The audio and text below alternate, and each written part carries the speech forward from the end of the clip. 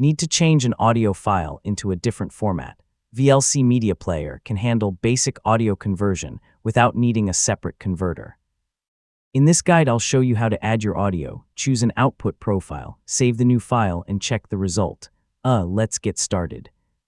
First, open VLC Media Player and click Media from the top menu. Then select Convert or Save. This opens the media window where you can choose the audio file you want to convert.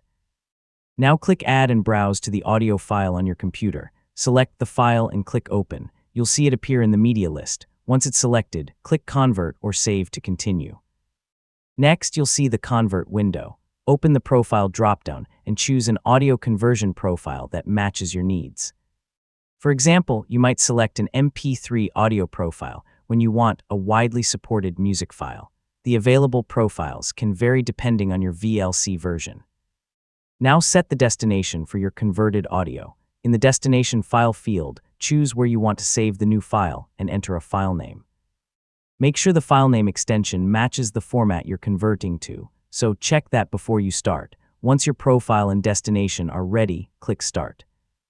VLC will begin converting the audio and saving the new file to the location you selected. The process can take a little time depending on the file and the conversion settings.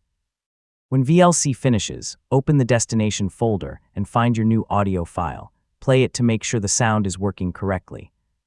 You can also check the file extension to confirm that it was saved in the format you selected. If you want to verify the technical details, open Tools and select Codec Information while the converted file is playing. You can check details about the audio stream and confirm that VLC created the file as expected. And that's how you convert audio files with VLC. Just remember the workflow: media, convert or save, add your file, choose a profile, set the destination, and click Start. Yeah, once you've done it once, the process is pretty straightforward.